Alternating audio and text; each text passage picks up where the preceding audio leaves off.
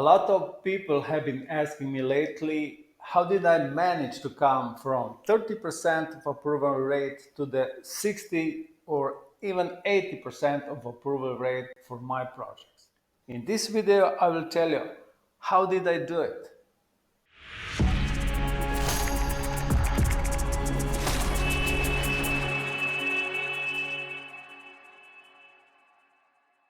Change for me started when I realized that I really don't understand how the Erasmus project needs to be written. When you just open your forms, you see a lot of windows, you know what you need to do, but those windows are structured. So you need to understand first how you will organize all the data in a consistent way. There is a lot of different project preparation framework on the internet, but I found them very difficult to understand, especially for the people who was first time in the European project.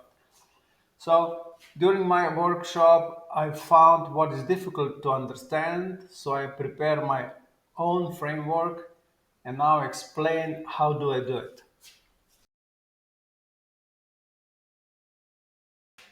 So, what makes you expert in the field? What makes you capable to work on this project? So, at the beginning, you need to say to the evaluator what is the current situation and what will be improved situation after you will implement your project. So that is the moment when you need to say why this problem affects us and not to tell what you will do in this project. I probably see about 50 different project application every year, and this is the most common mistakes. At the beginning, you don't tell what you will do. You need to tell what is the problem. So, and this, how we will fix it will be later. So then you need to say who is affected, who is the person who is affected by the problem. That is how you say, I know the problem. Then you need to say how we will solve it and what will be changed after the project will be implemented. And that is how he's saying, I know how to fix it. So this is the framework for the beginning of the application. You need to prove that you're capable to do the project because you know what is the problem and you know how to fix it.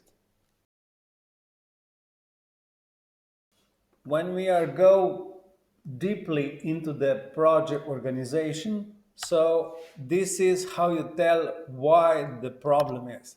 The beginning you need to tell what is the problem and needs to be in the European level. You cannot solve the problem from your town, your city just, but need to be the problem which is across the Europe.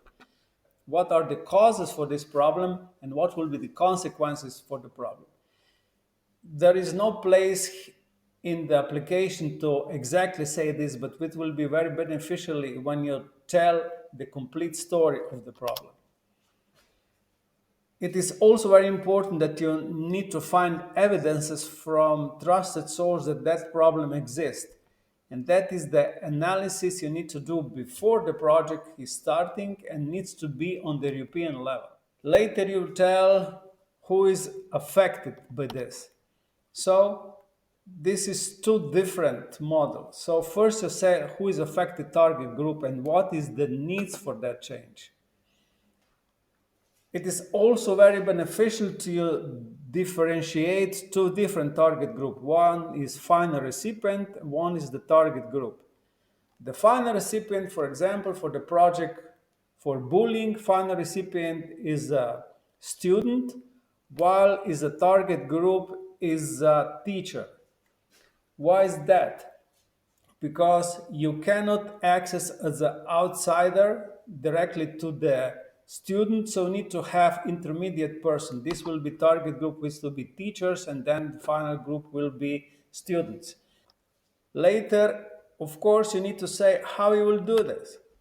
Innovation could be done with the bridging. I will prepare the complete new video about the bridging technique, how to combine the needs of the final recipient and the final target group and make the project innovative.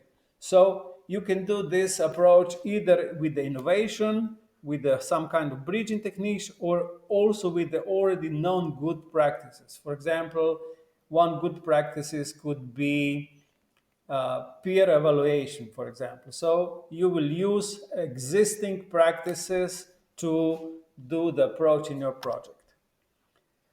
Out of this innovation, there will come results, and this is very, very important. And I will tell many, many times, these results needs to fulfill the needs for the change for the final recipient. So the results needs to be something which will change the life of the final recipient. For the final recipients, if these are the students, we also can incorporate some kind of mobilities when they learn something new. But it's also very important that we know that the results also needs to be for your target group. For example, in the Boolean project, as we said, we need to first have teacher training. So this teacher training needs to fulfill the needs of the target group. And also teachers, of course, can go to the learning teaching training event somewhere else. So we have two different type of results. One is for the target group and another results for the final recipients, but both of them needs to fulfill the needs of the target group. So later you need to try to evaluate what will be impact of your project. So out of the first results, you will get the skills and knowledges for the students, for example, and of course skills and knowledges for the teacher as well. So what those acquired skills and knowledge will have impact in their lives, and how this world will be different after you will implement those projects. This framework allows me to get up to 80% approval rate.